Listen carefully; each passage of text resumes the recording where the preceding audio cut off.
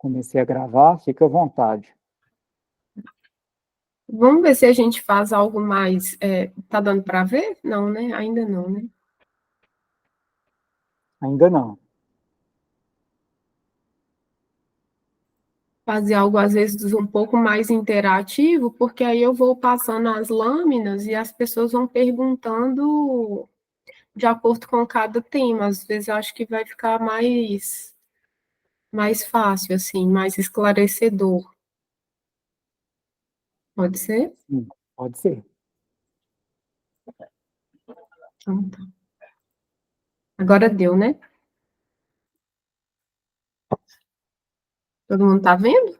Agora sim, deu certo, tá aparecendo. Acho que aqui ninguém tem nenhuma dúvida, né? Só revisitando, a alteração foi ano passado, final do ano passado, com a edição da Lei 24.303 de 2023. Ela alterou a Lei 21.972 de 2016, que regula o CISEMA. Ela não trouxe ali uma nova normatização, ela trouxe algumas alterações pontuais na lei do CISEMA que já existe.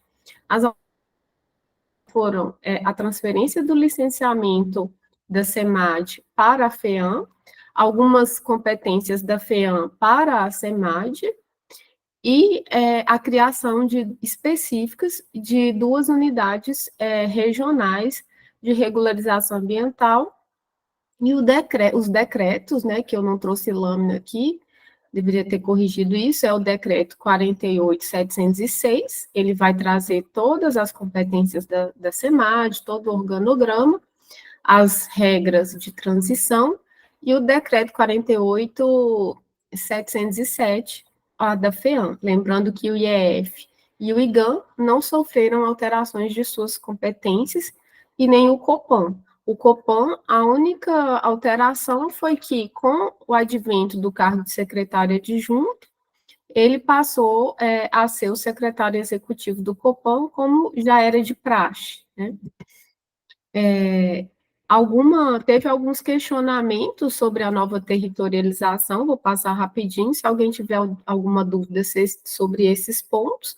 Ou seja, antes eram 10 SUPRAMs, né, conforme esse mapa, os territórios antigos, que é o clássico, e hoje nós temos, continua sendo 10 SUPRAMs na prática, né, fisicamente, mas juridicamente já foi criado mais duas, que hoje não se chama mais SUPRAMs, né? São as unidades regionais de regularização ambiental, a sigla URA.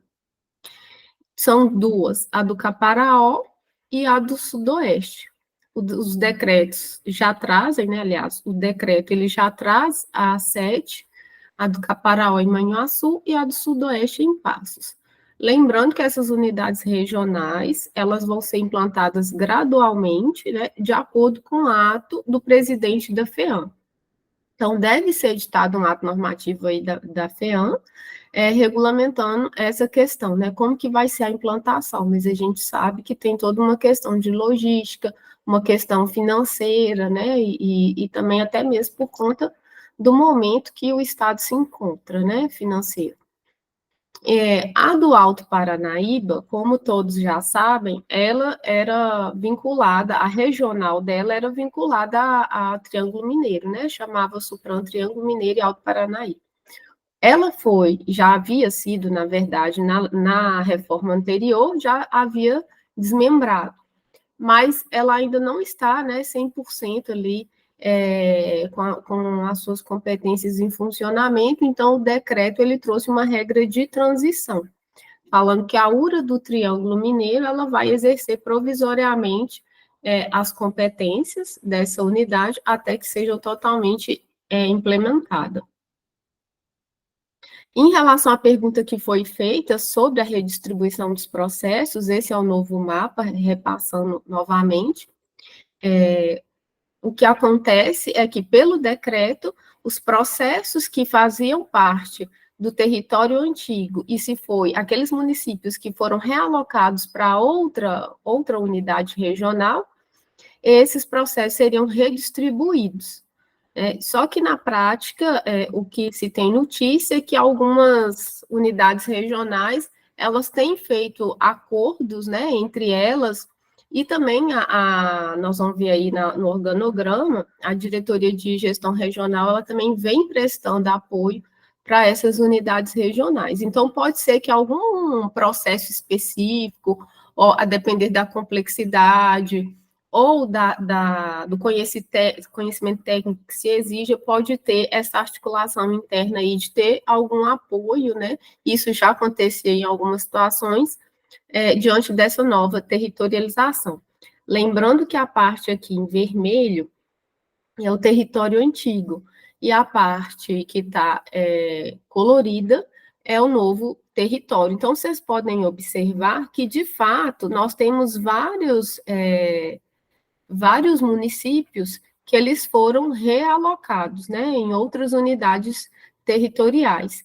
E lembrando que eu tinha ressaltado o ponto que a Central Metropolitana, a unidade regional Central Metropolitana, ela teve uma redução significativa, como vocês podem observar aqui no mapa, da sua área de abrangência, do seu território.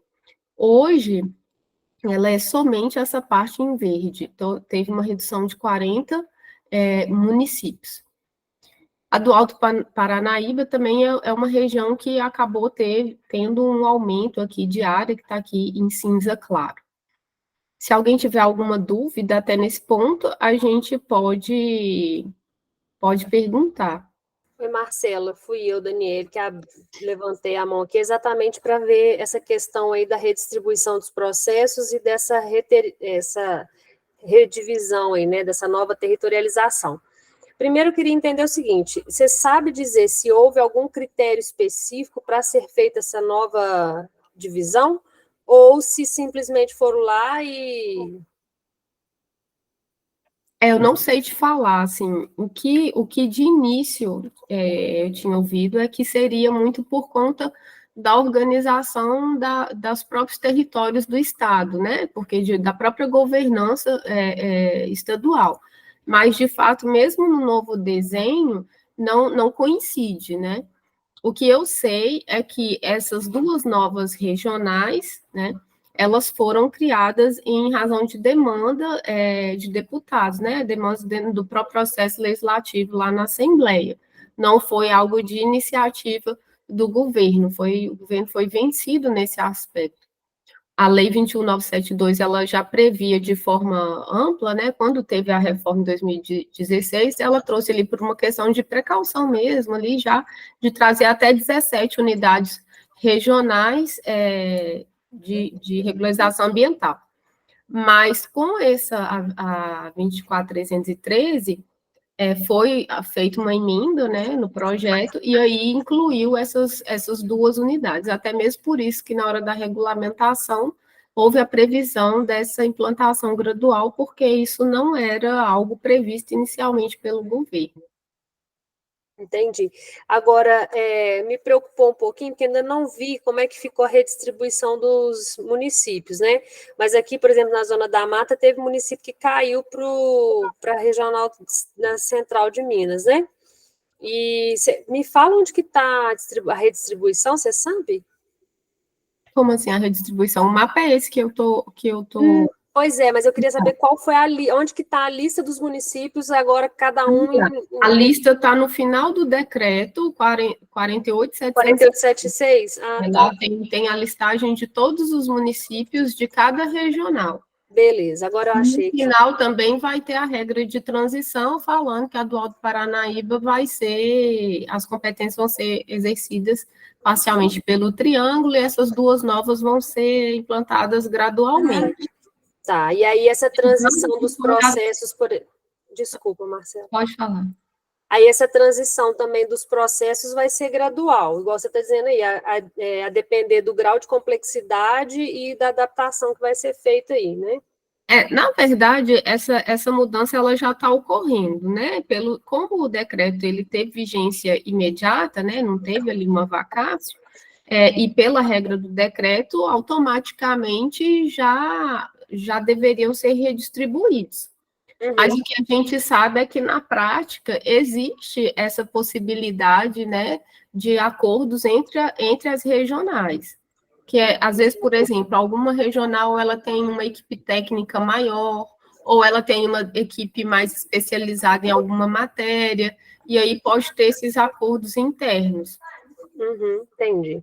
E aí, na hora de passar o organograma também, a gente vai ver que lá na diretoria de gestão regional, que ela acabou incorporando toda a antiga SUPRE, né, as competências da SUPRE, ela também passa a ter essa função de apoio técnico no sentido processual mesmo, né, de análise dessas unidades regionais.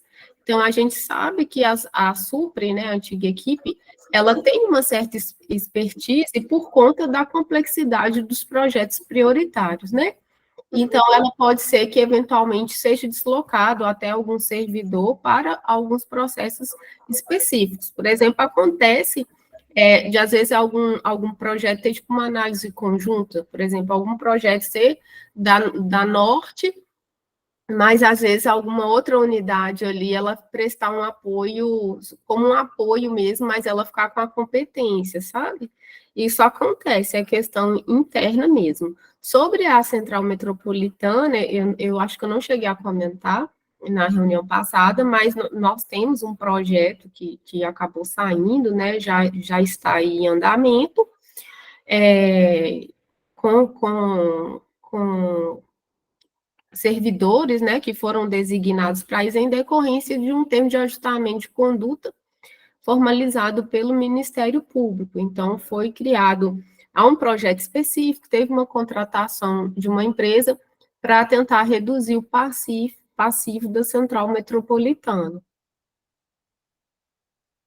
Eu não, como está projetado, eu não consigo ver a parte do... Aí eu teria que voltar para ver a parte para saber se tem ou não perguntas.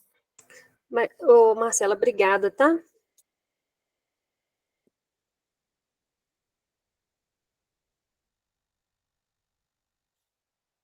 Mais alguém? Pode falar, Henrique.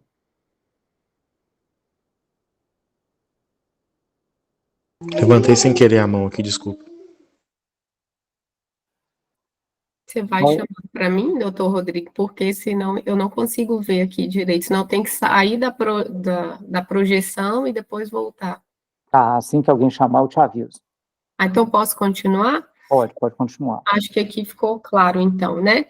Lembrando também que, vou falar da parte da fiscalização, fisicamente, o que acontece? A estrutura da fiscalização, ela permanece ali, né, na mesma sede das unidades regionais, né? Ou seja, mudou a nomenclatura, mudou a vinculação, né, as unidades regionais continuam vinculadas à SEMAD, mas as unidades regionais, que antes eram SUPRAM, agora URAS, ficam vinculadas à FEAM, mas em termos de espaço físico, elas ficam no mesmo local, não vai ter essa mudança, né, de espaço, e o decreto, ele traz ainda que essa gestão do espaço, ela vai ser feita pelo chefe, né, da unidade regional, da unidade regional competente. Então, a URA ali de Montes Claros, por exemplo, ela vai estar ali acoplada à unidade regional de fiscalização do norte de Minas, e ela vai também ajudar nessa gestão da fiscalização, na gestão dessa unidade, mesmo ela sendo de competência vinculada ali à SEMAG. Então, há essa diferenciação, né, porque às vezes algumas pessoas questionam isso, né? Lembrando que o que está lá no anexo do decreto, a relação dos municípios que integram essas unidades regionais, elas fazem parte tanto das unidades regionais de regularização ambiental, as URAS, quanto as unidades regionais de fiscalização, tá? Então, esses territórios que estão aqui no mapa é tanto para regularização ambiental, quanto para fiscalização e também para as unidades regionais do IGAM. Esse mapa somente não se aplica para as unidades regionais do IEF, as URF-BIOS, ok? Sobre projetos prioritários, revisitando aí rapidinho, porque talvez é um ponto mais sensível, talvez possa ter ficado alguma dúvida.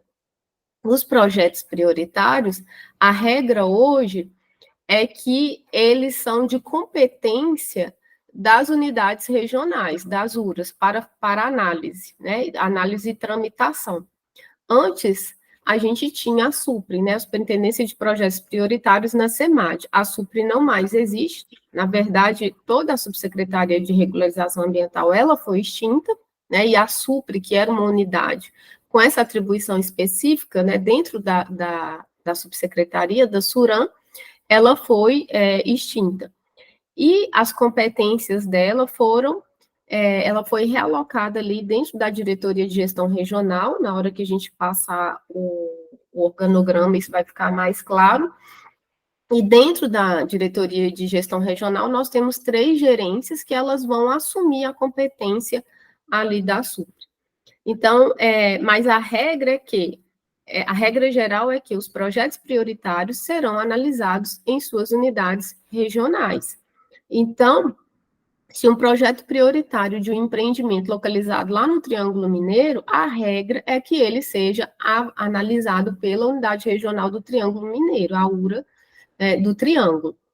Só que a exceção agora é que nós temos uma regra de exceção, em que o chefe da DGR, ou seja, o diretor de gestão regional, ele pode avocar esses processos de projetos prioritários. Então, se for uma situação, como no exemplo que eu dei, lá do Triângulo Mineiro, e o diretor da DGR, ele avocar esse processo ele vem para a sede, para a cidade administrativa, e vai tramitar na sua diretoria, que na sede da FEAM, tá?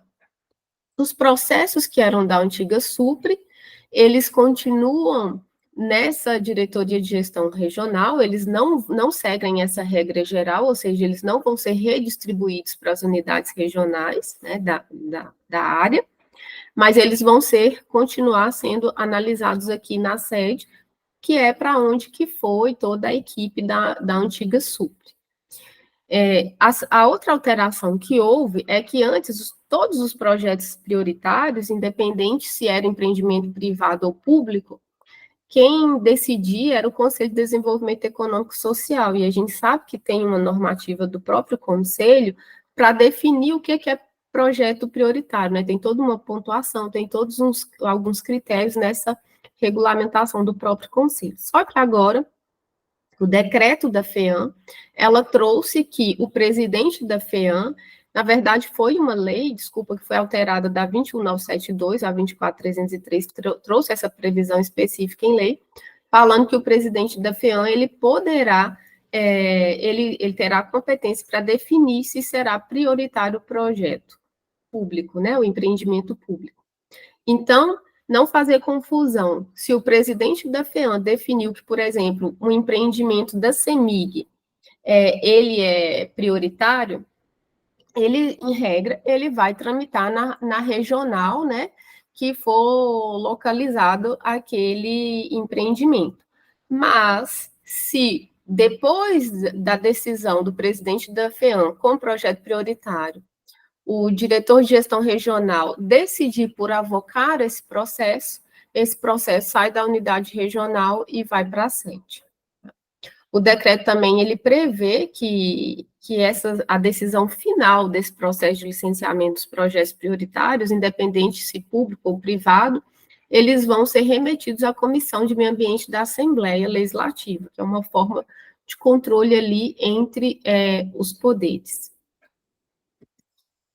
Bom, o que ficou faltando na última apresentação seria passar todo o organograma de cada casa, né? Aqui nós temos o organograma da FEAM, Lembrando que a FEAM, nós temos um conselho curador, isso não existe no âmbito da SEMAD.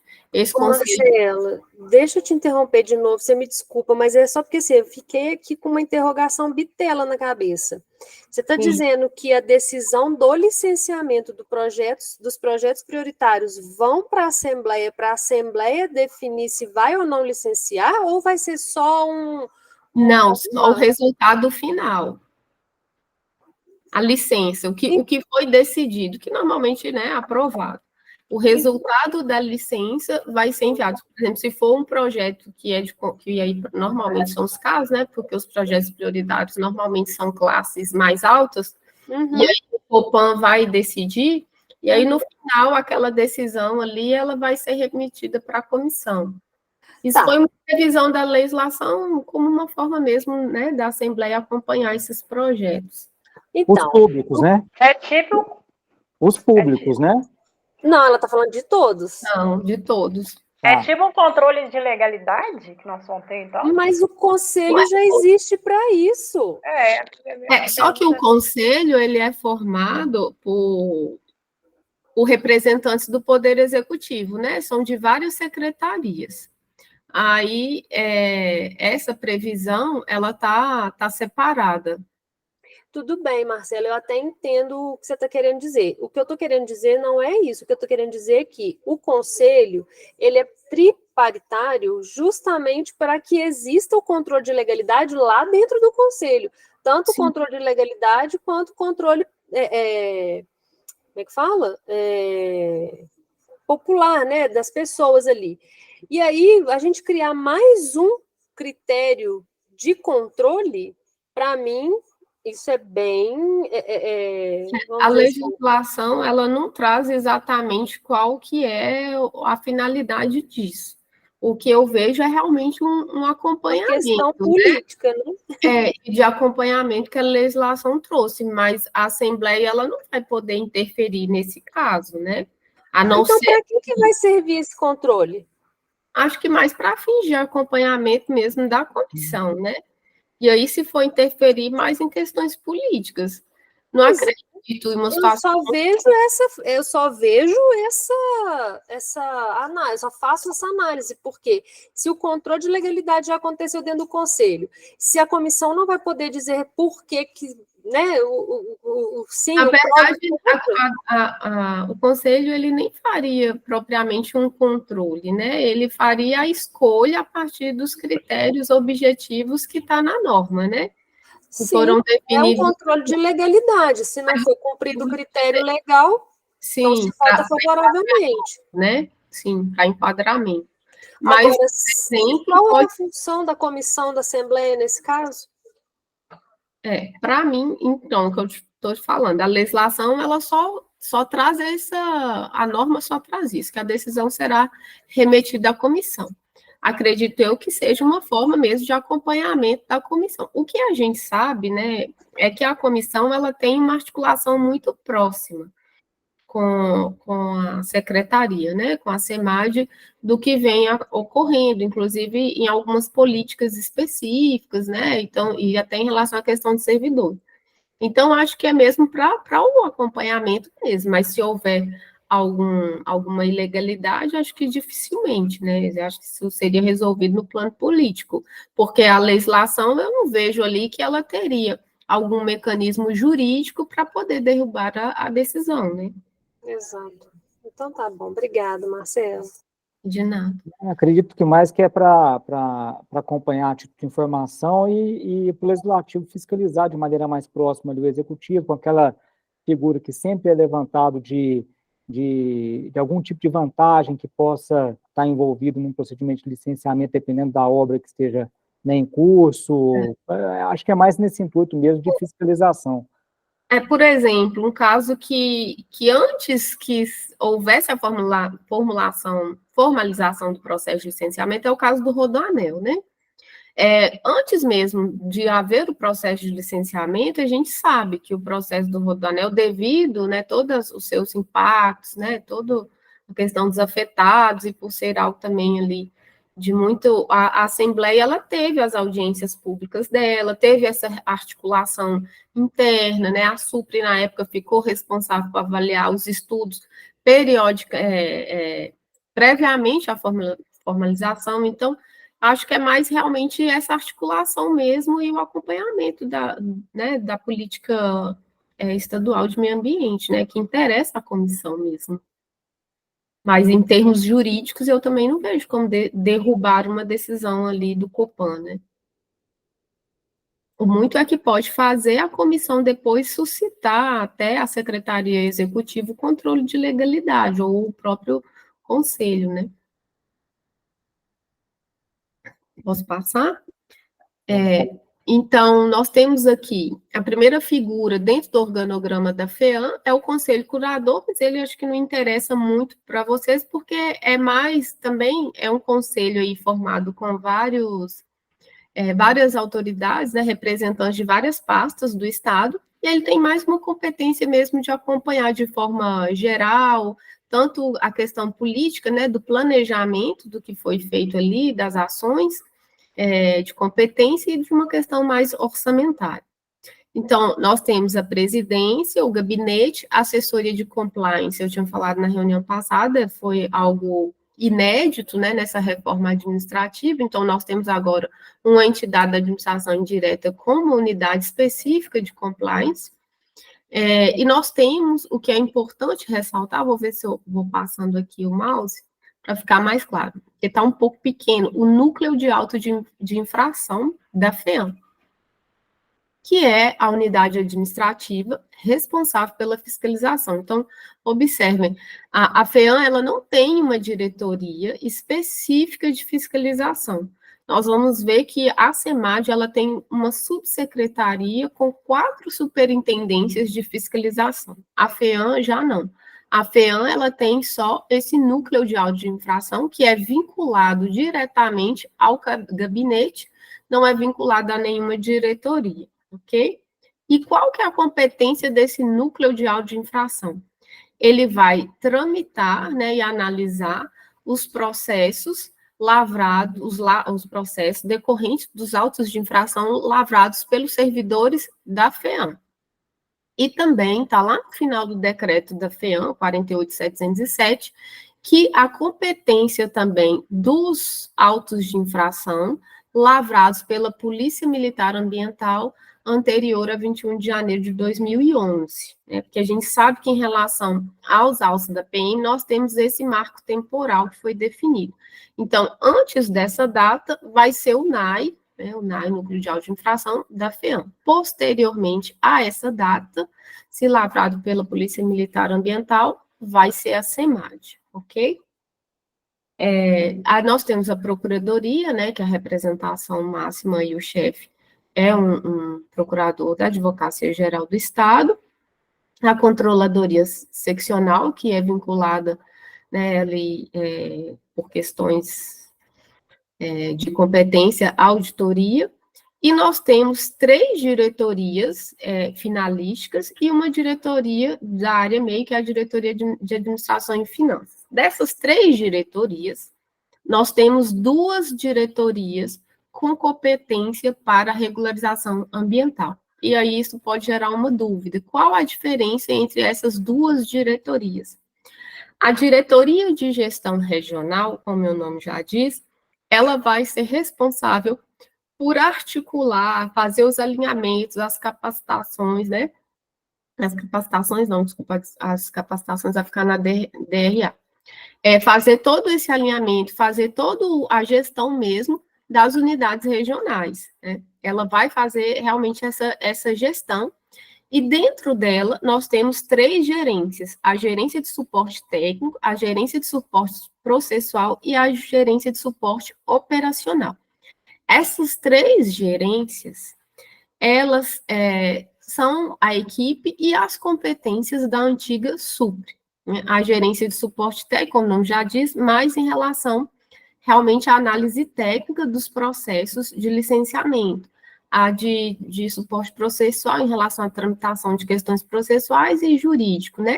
E a gerência de suporte operacional, mais questões administrativas, como lançamento, né, no sistema, tramitação de processo, publicação de ato, essas coisas mais burocráticas e administrativas. Então, essas 3 gerências, elas incorporam as competências da antiga Supra. Então, nos casos em que o diretor de gestão regional avocar um processo de projeto prioritário, eles vão tramitar por meio dessas gerências, ok? E essas gerências, elas também recebem uma função ali de apoiar e auxiliar as unidades regionais sobre as suas matérias, né, de competência. A antiga ASGER, que era a assessoria de gestão estratégica, ela vem também para a FEAM como gerência de estratégia regional, ela tem competências específicas sobre essa temática regional. E aqui dentro, as URAs, as unidades regionais de regularização ambiental, portanto, elas integram a diretoria de gestão regional, a DGR. Aí a DGR que vai fazer toda essa articulação, essa gestão, esse acompanhamento. Então, suponhamos que uma unidade regional, ela tem uma dúvida, seja técnica ou jurídica, ela vai encaminhar para a DGR vai solicitar a DRA, que eu vou falar, e elas aqui em articulação, né, vão criar ali uma resposta para essa dúvida que uma unidade regional houver, entendeu? Se for uma questão mais procedimental, a diretoria também pode resolver e, a depender, interfere a gerência de estratégia regional. Dentro das unidades regionais, nós temos uma estrutura paralela à que tinha nas Supram, a coordenação de análise técnica, mudou a nomenclatura, mas as competências são praticamente a mesma. A coordenação de análise técnica, a coordenação de controle processual, a coordenação de administração e finanças e um núcleo de apoio operacional. Lembrando que, pelo decreto, os bens apreendidos eles vão ficar nas unidades regionais, então, fisicamente, vai ficar aqui. Desculpa, eles vão ficar nas unidades da FEAM, da SEMAD, desculpa. E essa coordenação de administração e finanças, como eu disse, eu lembrei da fiscalização, porque essa coordenação de administração e finanças, ela vai fazer toda a parte, né, de administração, de patrimônio, de logística, de pessoal, do financeiro, dessa unidade regional da FEAM, mas também da unidade regional da fiscalização, que fisicamente vai estar no mesmo lugar, né? 2 unidades, uma da FEAM, uma da SEMAD, mas que vão ali compartilhar o mesmo espaço. Nós temos o núcleo de controle ambiental, o famoso NUCAM, que continua aí com a competência para fiscalizar o cumprimento de condicionantes, para acompanhar e fiscalizar o cumprimento de condicionantes. Até aqui, gente, alguma dúvida? Posso seguir? A DRA, que é a Diretoria de Apoio à Regularização Ambiental, é exatamente a antiga SUARA, a antiga Superintendência de Apoio à Regularização Ambiental. E a SUARA, ela foi integrada aqui na estrutura com 3 gerências, que antes eram 3 diretorias, mas as competências permanecem basicamente as mesmas.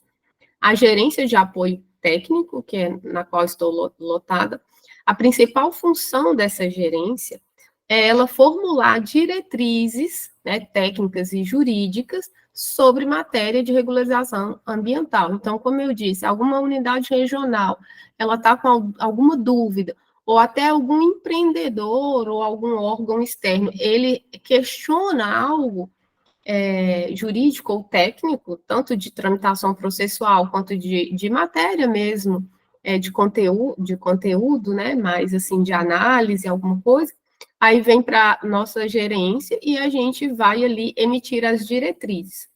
Então, essa gerência é responsável por dar essas diretrizes vinculadas, né, passando ali pelo diretor.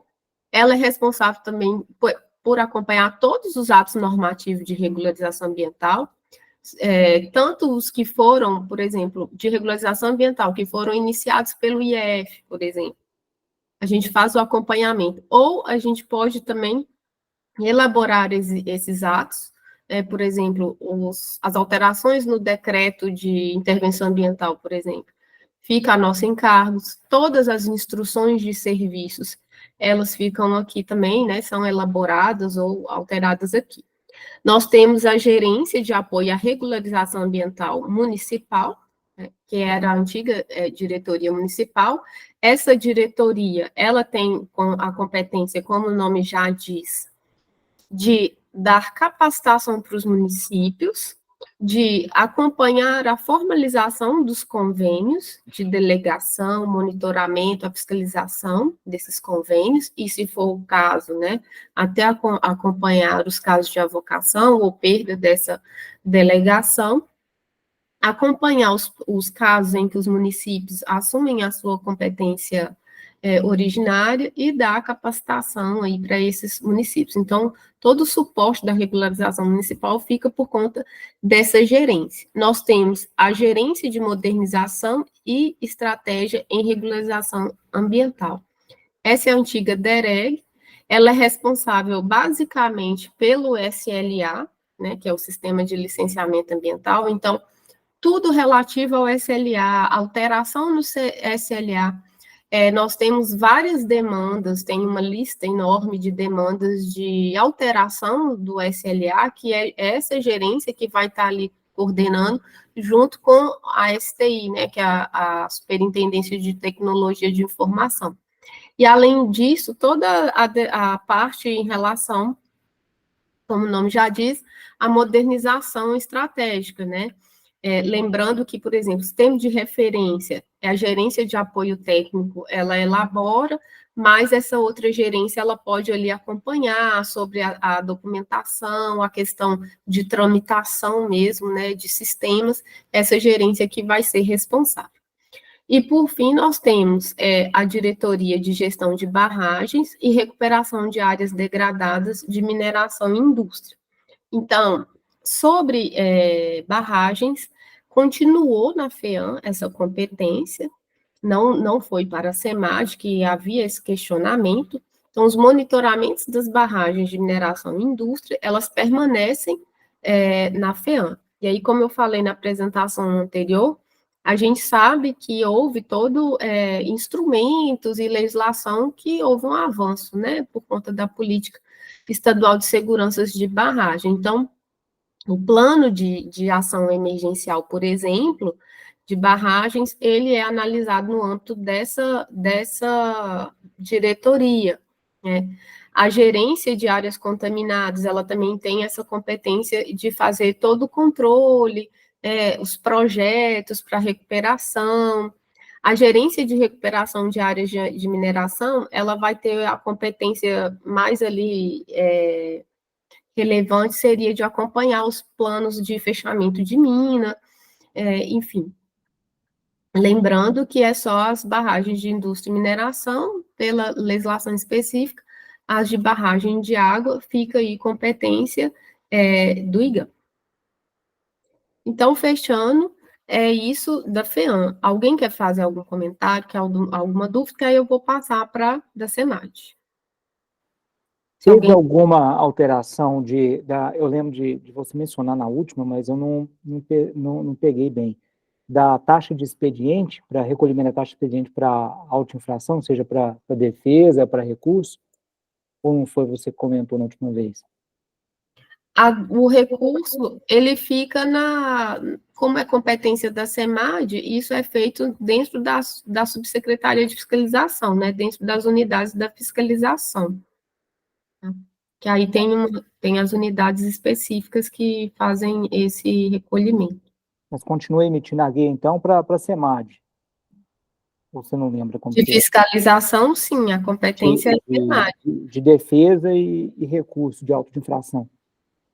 Sim, porque a fiscalização, ela permanece na SEMAD. Certo. Aqui é só a regularização ambiental, ou seja, licenciamento e os atos de regularização ambiental vinculados ao licenciamento, o AIA e a outorga vinculados ao licenciamento, que passam a ser competência da FEAM.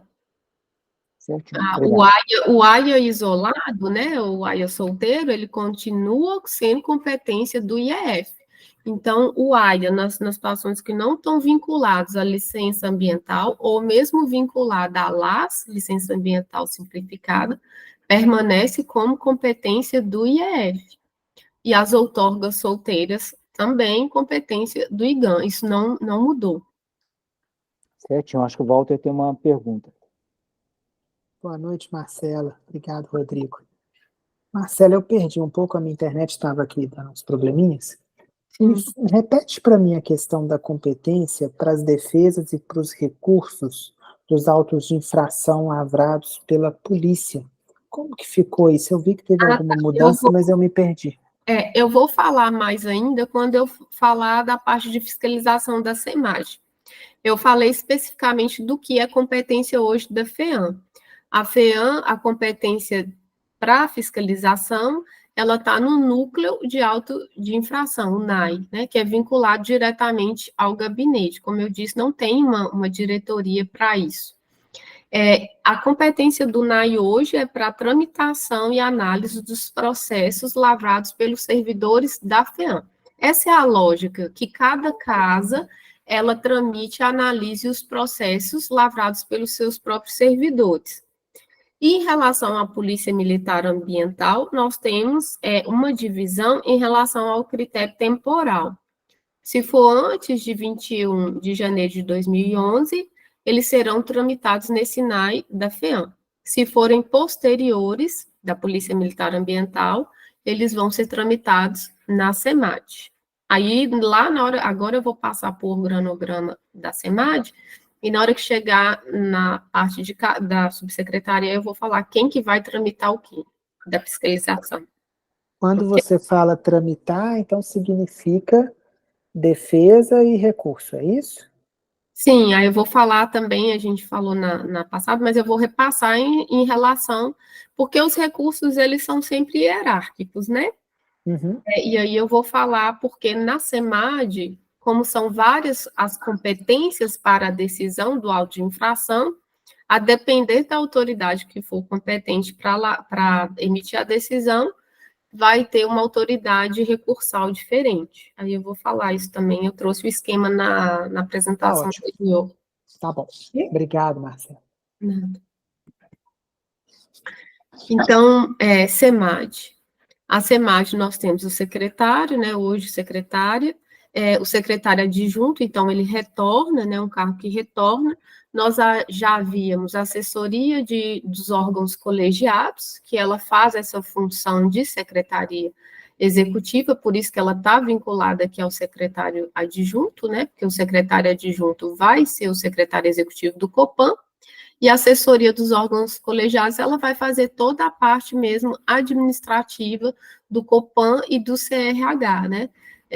Eleições, acompanhamento de reuniões, questão de impedimento, todas essas questões relacionadas aos conselhos, vai estar aqui na assessoria dos órgãos colegiados. É uma assessoria que trabalha muito, assim, tem muito trabalho. E nós temos aqui, não está previsto no decreto, mas está no organograma, o Comitê Extraordinário de Reparação Ambiental.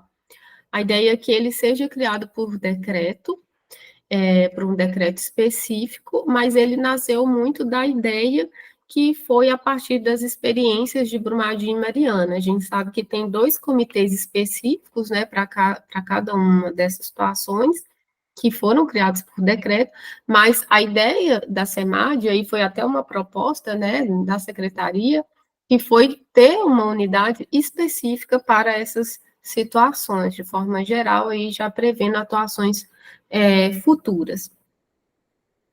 Nós temos, dentro do gabinete, nós temos assessoria de comunicação social, né, que é a parte mesmo por divulgar as informações, fazer toda a parte de marketing aí do governo. Lembrando que a assessoria de comunicação social, ela funciona para o sistema inteiro, embora ela esteja só na SEMAD. Continua essa assessoria estratégica, como o nome já diz, ela é bem voltada e vinculada ao gabinete, porque ela vai sempre pensar projetos e ações estratégicas mesmo, bem políticas. E nós temos a assessoria de normas e procedimentos, a ASNOP. A ASNOP, ela também está dentro da SEMAD, mas ela vai ser responsável por acompanhar a tramitação de todos os atos normativos do CISEM. Então, projeto de decreto, projeto de lei, inclusive todos os projetos de lei ambientais passam pela ASNOP, e a ASNOP, ela, a depender da matéria, ela distribui para as unidades específicas, e essas unidades emitem uma nota técnica a respeito desses projetos de lei que estão tramitando, e essas notas técnicas são enviadas para a Assembleia. Então, tem todo esse acompanhamento aí do governo. A ASNOP também, ela tem essa competência de acompanhar as instruções de serviço, então, as unidades específicas, a depender da matéria, elaboram os atos normativos, e depois tem toda essa filtragem, essa revisão pela ASNOP, antes de ir para o órgão jurídico, né, que vai fazer a validação desses atos normativos. Também as portarias, resoluções, tudo passa aqui pela ASNOP. E muitas vezes, né, as próprias deliberações normativas do COPAN, que a gente sabe que muitas vezes a iniciativa dessas normas, elas vêm de dentro, né? Não vem muito dos conselheiros. Nós temos a controladoria setorial, que ela, não vou adentrar muito, que ela tem realmente essa função aí de auditoria como um todo. A assessoria jurídica, que equivale à procuradoria da FEAM, também o chefe é um procurador de Estado. A assessoria de relações institucionais, que foi agora criada, que ela tem a função de fazer essa articulação entre as casas do CISEM e também com outras entidades fora, né, relacionadas à questão ambiental.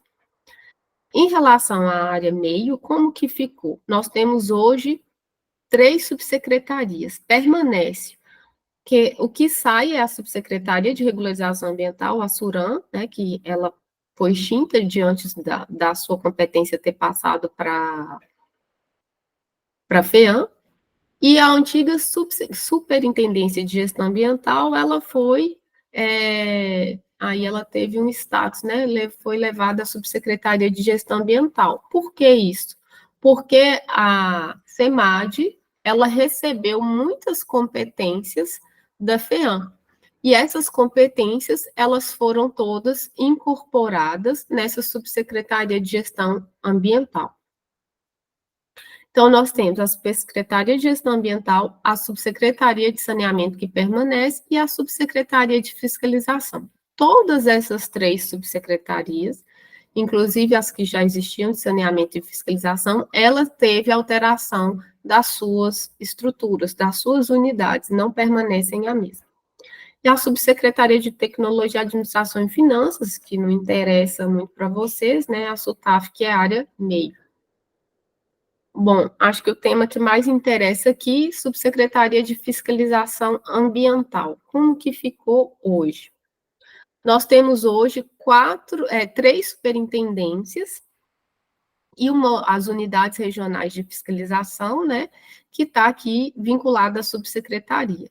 Então, as unidades regionais de fiscalização, nós temos a coordenação de autos de infração, a coordenação de fiscalização e gestão de denúncia e a coordenação de suporte operacional. A de autos de infração, como o nome já diz, vai ser responsável por tramitar. O que vai ser? Nós temos 2 específicas que vão, basicamente, tramitar a maioria dos processos de fiscalização. A Superintendência de Controle Processual e essas unidades regionais de fiscalização. Dentro da subsecretaria, dentro da Superintendência de Controle Processual, nós temos a Diretoria de Cadastro Ambiental, isso também foi uma inovação que não existia. Hoje, aqueles cadastros da 6938, né, e da própria legislação estadual, né, de controle de atividades, e alguns outros cadastros, eles ficam concentrados nessa diretoria. A antiga diretoria de autos de infração, ela permanece, a da INF, e a diretoria de orientação e padronização. Essa diretoria, como o nome já diz, é mais para diretrizes técnicas, alinhamento em relação à matéria de fiscalização ambiental. A que vai tramitar mesmo os processos é a DAINF, a Diretoria de Autos de Infração, ou as unidades regionais dentro, né, das suas áreas de competência. Então, como que eu vou saber qual auto de infração será da unidade regional e qual será da Superintendência de Controle Processual? Vai ser em relação ao agente que lavrou o auto de infração. Se for um servidor, pela nova regra, tá? Pela nova regra do decreto, se for um servidor da própria SEMAD, nós temos aí que vai tramitar na DAINF. Se for um auto de infração lavrado pela Polícia Militar depois de 21 de janeiro de 2011, ele vai tramitar na unidade regional de fiscalização da sua área de competência, ok? E aí vai ser dentro da coordenação de autos de infração. Nós temos que dentro da Superintendência de Inteligência, que foi uma superintendência criada, né, a ideia de se ter aí essas ações de inteligência específica, a gente vê que a fiscalização hoje ela é muito mais estratégica, muito mais pensada, tem muito mais monitoramento para fiscalizar, né, e a política ela tem muito mais ido para uma fiscalização preventiva do que uma fiscalização, assim, vamos dizer, jogada, né, sem nenhum critério. Então, dentro da Superintendência de Inteligência, nós temos uma diretoria de inteligência e ações especiais, que realmente é que vai pensar, né, as ações de fiscalização, e a diretoria de apoio técnico e gestão de denúncias. Essa diretoria, ela vai receber todas as denúncias que vieram, né, foram recebidas diretamente pelo sistema, ou pela ouvidoria, a gente sabe que a ouvidoria tem um canal de denúncias, ou por outros órgãos mesmo que vierem. Aí essa diretoria, ela vai receber, vai fazer esse monitoramento, né, vai fazer esse levantamento das denúncias e vai encaminhar para as áreas competentes, que muitas vezes vai ser para as unidades regionais de fiscalização. Por isso que aqui na coordenação de fiscalização e gestão de denúncia, ela tem esse nome também. A coordenação de suporte processual dentro das unidades regionais, ela tem mais esse papel, como o nome já diz, né, de logística mesmo, de cuidar aí dos bens apreendidos. Por fim, a Superintendência de Fiscalização, ela hoje, ela recebeu a emergência, né, o NEA, o Núcleo de Emergência Ambiental, que antes era da FEAM, ele veio para a SEMAD e está dentro da Superintendência de Fiscalização. Então, as ações relacionadas à emergência, inclusive, né, os atendimentos em uma situação de emergência, a equipe de fiscalização do NEA vai ali atuar. Nós temos dentro da Superintendência de Fiscalização uma diretoria de estratégia, que também é nesse sentido do pensar da fiscalização junto com a Superintendência de Inteligência, e tem também outra inovação, uma diretoria de combate ao desmatamento, né? O desmatamento é um tema que a gente tem visto aí falar muito, assim, nos últimos anos, e aí resolveu-se criar uma diretoria específica para esse acompanhamento do desmatamento. E aqui nós temos que essa diretoria, ela vai acompanhar o desmatamento como um todo, fazer um monitoramento, e também do carvão, que a gente sabe que é uma questão em Minas, né? Todo o acompanhamento da cadeia do carvão e para ali tentar averiguar, né, onde que está tendo utilização do carvão ilegal, ou da madeira ilegal, enfim. Essa questão eu já falei na medida, né, de quem que é a competência de quem, se ficou alguma dúvida, vocês questionam.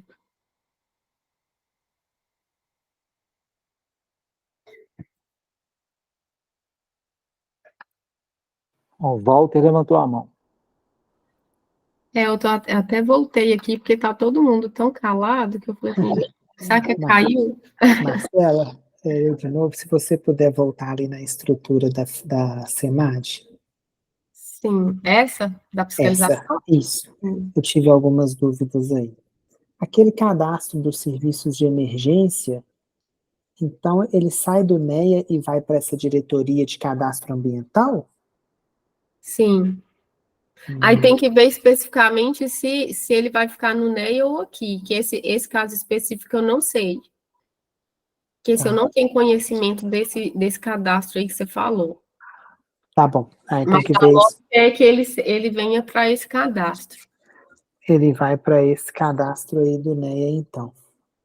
Foi É. discutido, Marcela, nessa reestruturação, a regionalização do NEA? É um assunto que a gente sempre debate lá na comissão do P2R2, por isso que eu estou te perguntando se houve discussão específica sobre por que ou não descentralizar o NEA. Você sabe dizer alguma coisa a esse respeito? O P2R2 ele é competência mesmo da subsecretaria, né? Eu Mas fiquei com dúvida. O P2R2 vai lá naquela assessoria também de comissões? Volta, acho que um slide, se eu não me engano. aqui, Foi aí que você... Olha lá, assessoria dos órgãos colegiados. O P2R2 vai para aí o também? P2R2 ele está de competência do subsecretário. Aí essas diretorias de estratégia e tudo que vão pensar junto com o subsecretário, que o subsecretário ali vai acompanhar como que vai ficar as ações mesmo de execução do P2R2. Tá? Então é o único órgão colegiado que fica fora daquela... Volta lá, eu não guardei ainda o nome. Assessoria de órgãos colegiados, é isso? Não, essa assessoria de órgãos colegiados, ela tem competência para fazer os serviços administrativos do Copom e do CRH. E o P2, por ser comissão também, ficou fora. Não, ela não entra na assessoria dos órgãos colegiados, não. Tá? Entendi. Aí o que está do P2R2 é essas próprias diretorias que vão... Porque essa comissão que você está falando, P2R2, ela é instituída por um ato normativo à parte, né? Porque é uma política separada, né? Ela não entra aqui. Por exemplo, eu integro, por exemplo, o programa de parques, né? De concessão de parques dos estados. Ele está na normatização própria, né? É uma situação à parte, não é algo que está vinculado também a uma política de fiscalização nacional, né? Entendi. Nesse caso do P2R2. Então, é uma previsão jurídica, normativa à parte, entendeu? Mas o decreto, ele prevê que essas diretorias, né, a diretoria de estratégia, tanto aqui quanto dessas PTDs de inteligência, elas vão atuar e pensar, mas o plano mesmo, ele é competência do subsecretário, né, ato final do subsecretário. Entendi. Entendi. Tá Agora, ótimo. deve ter que, internamente, aí vai ser um ato de indicação interna, né, do próprio secretário, do gabinete de indicação, quais os servidores que vão compor essa comissão aí, tá? Tá bom. Tá ótimo. Obrigado. Nada. Sobre mais alguém? Posso falar O presidente da FEAM, ele pode avocar o licenciamento em curso?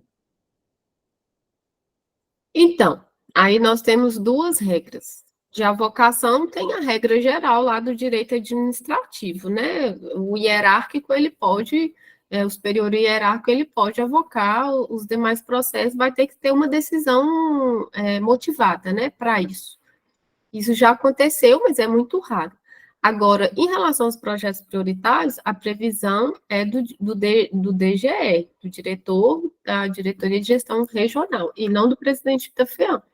Mas, em tese, né, se for por uma situação excepcional, a gente pode sustentar isso lá de acordo com a teoria do direito administrativo, né? Por causa do aproveitamento dos atos administrativos, já se iniciaria a análise pelo presidente da FEAM de todo o procedimento.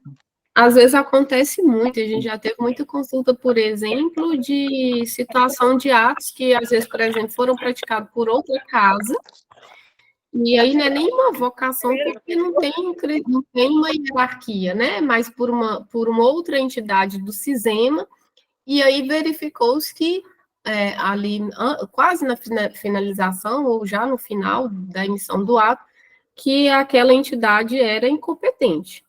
E aí, nesse caso, não é propriamente uma avocação, mas um ato ali de ratificação para não gerar nulidade do ato, né? Certo. Mas aí dentro da lógica lá do direito administrativo. Obrigado. Mas também já acontece situações de avocação para alguma situação de convênio, né? Alguma situação assim ou de algum ato que seja de algum chefe de unidade, de unidade regional, e aí o gabinete queira avocar. Isso é raro, mas acontece. Por exemplo, inclusive, assinatura de TAC, né? Às vezes acontece por uma questão, às vezes, de política, ou, enfim, né? Uma questão interna de legalidade, enfim, pode acontecer. Certo, obrigado. Agora, mais alguém? Posso falar, então, das competências, né, que já foram perguntadas sobre autos de infração. A Superintendência, então, de Controle Processual, mais por meio da DAINF, ela vai tramitar os autos lavrados pelos agentes credenciados da SEMAD e também, se não for superiores a 60.503 UFENs. A gente sabe que o decreto 47.383, ele tem as regras também de acordo com o valor da multa, né? De acordo com a gravidade da multa. Então, esse critério também, ele vai influenciar sobre a autoridade competente para decidir os autos de infração, da aplicação das infrações. A Superintendência de Controle Processual, então, voltando aqui, ela vai ter a competência para analisar e tramitar os que os próprios agentes da SEMAD lavraram. Então, a lógica é essa: se fosse pegar um auto de infração que foi lavrado por um servidor do CISEMA, é avaliar. Esse servidor do CISEMA, ele está lotado em qual casa? Então, a regra é que se tramite na casa da qual o servidor é lotado, né? A casa de origem, tá? Não superior a 60.000 FENs, e o recurso vai ser para o subsecretário de Fiscalização Ambiental, porque ele é imediatamente a autoridade hierárquica superior ao superintendente de controle processual. O chefe da unidade regional de fiscalização, então, ele vai ter competência para decidir os processos que forem tramitados na sua unidade, que são aqueles lavrados pelos agentes da PM depois de janeiro de 2011. Os anteriores, repetindo, fica na FEAM.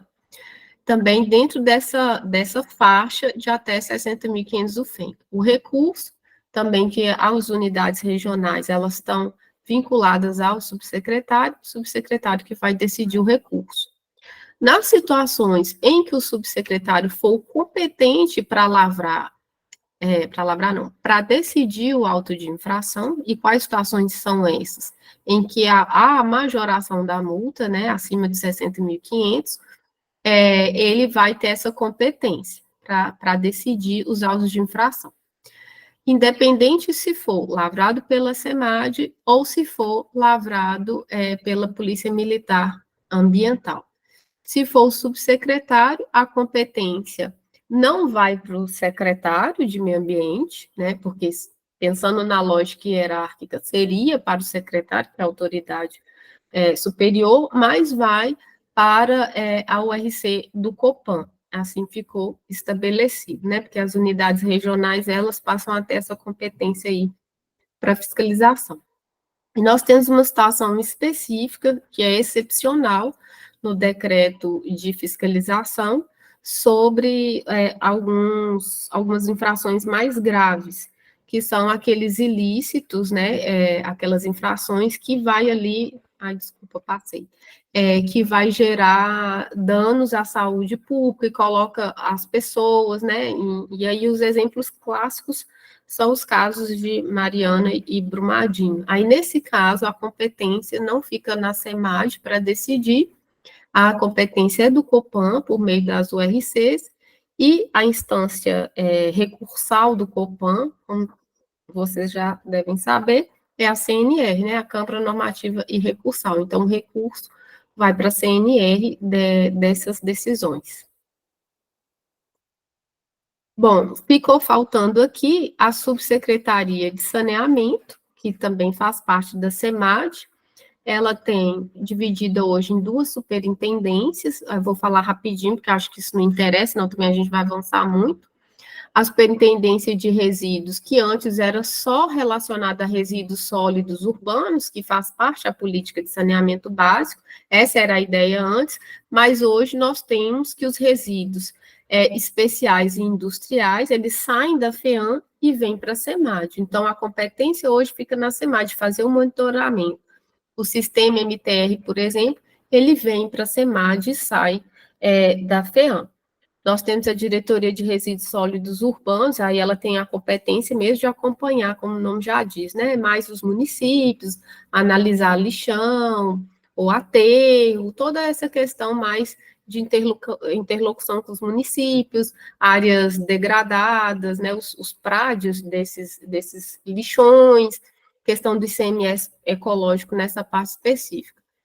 A parte de água é dividida entre a água mesmo, que a gente sabe que ficou toda na subsecretaria, então os projetos, né, tudo relacionado a águas, e a diretoria que foi criada, e foi uma inovação, a diretoria de drenagem pluvial. Então, a lógica é pensar dentro do saneamento, essa questão da drenagem de uma forma mais macro, né, políticas, estudos, ações em relação à drenagem. E, por fim, a Subsecretaria de Gestão Ambiental, que antes era uma superintendência e hoje se tornou uma subsecretaria. Nós temos aqui uma superintendência de Educação Ambiental e Fauna, ou seja, a fauna, ela se torna uma matéria específica de uma diretoria, ela ganhou essa amplitude, né, por conta das ações que a secretaria vem desenvolvendo em relação à fauna doméstica, e aí nós temos que a secretaria, ela atua em apoio aos municípios, fazendo monitoramento da população, né, da fauna doméstica, aqui cães e gatos, tem um projeto para colocação de chip, de castração, isso tudo está dentro dessa diretoria. A diretoria de educação ambiental é um tema que também evoluiu muito. Nas últimas reformas, a gente não tinha nada de educação nas legislações anteriores, então é algo que veio das duas ou últimas 3 reformas, e hoje nós temos trabalhos significativos da diretoria de educação ambiental, mas dentro da competência principal que nós temos aí é o famoso PEA, né, que é o Programa de Educação Ambiental, que está vinculado a empreendimentos de classe mais altas, que tem obrigatoriedade de fazer esse PEA nos casos de licenciamento, né? Mais ações de educação, tanto interna quanto externa, recursos, e aí tem até, inclusive, premiações de algumas situações de educação ambiental. A Superintendência de Gestão Territorial, Ambiental e Instrumentos Econômicos, essa ficou bem também subdividida. Nós temos aqui diretorias de projetos ambientais e instrumentos econômicos, nós temos aí, por exemplo, o PSA, né, os pagamentos por serviços ambientais. Nós temos que, assim, em Minas, classicamente, nós temos o PSA do Bolsa Verde, e dos catadores, que me fugiu o nome aqui, mas que o Bolsa Verde também é algo que ficou meio morto, mas enfim, são assuntos que nós temos uma diretoria para isso, tanto para projetos de iniciativas do próprio governo, quanto para a captação de projetos externos, né, o Estado articular, ou com a União, ou com outras entidades, para esses projetos ambientais e os instrumentos econômicos em gerais, inclusive também para rever o ICMS ecológico.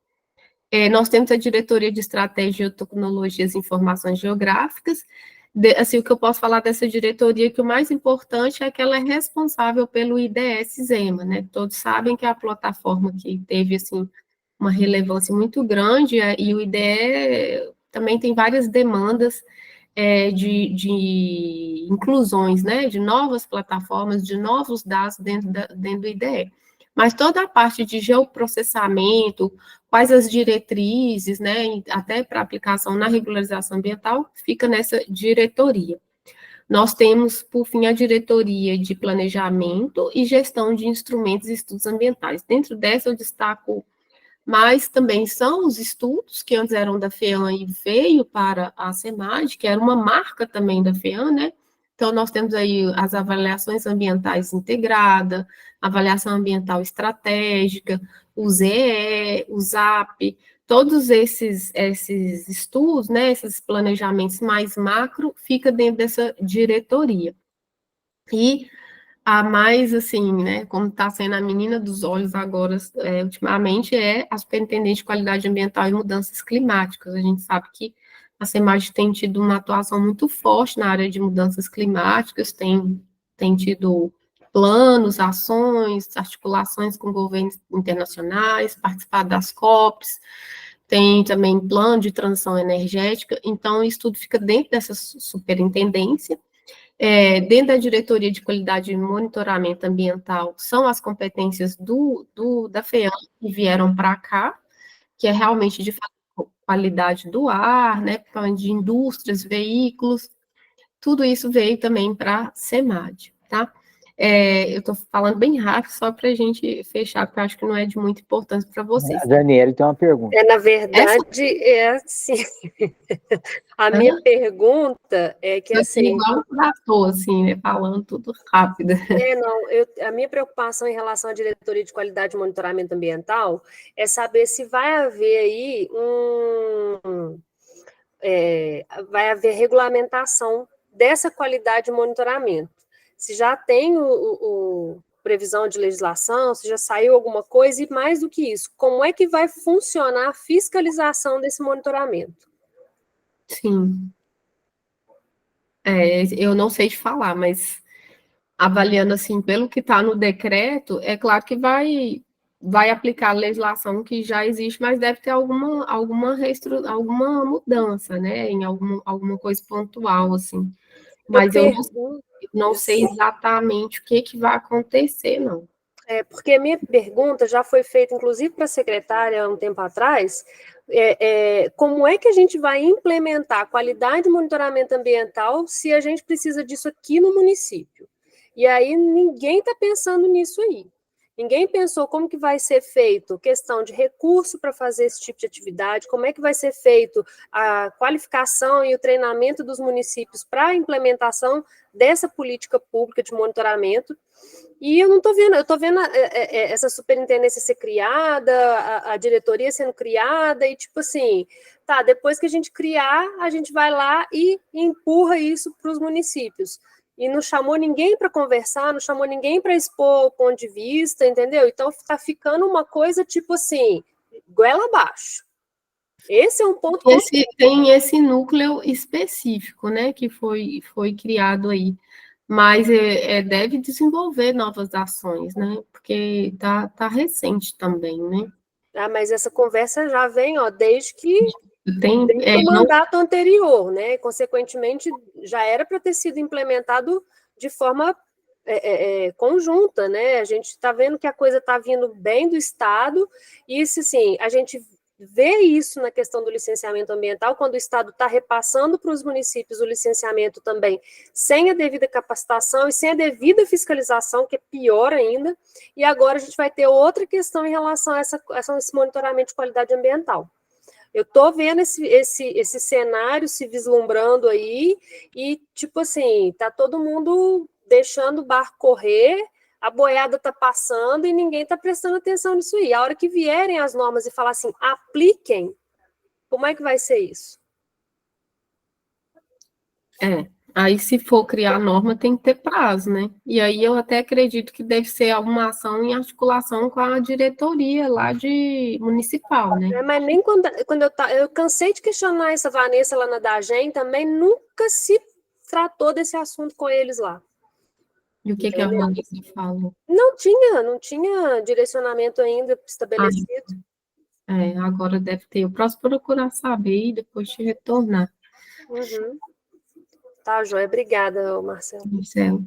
Marcela, a Simone também fez um questionamento aqui no chat. Né? Marcela, do seu ponto de vista, o que achou de maneira geral dessa mudança? Acredita que terá impactos negativos para os empreendedores? Foi muito que o doutor Ricardo tinha me perguntado na reunião anterior, né?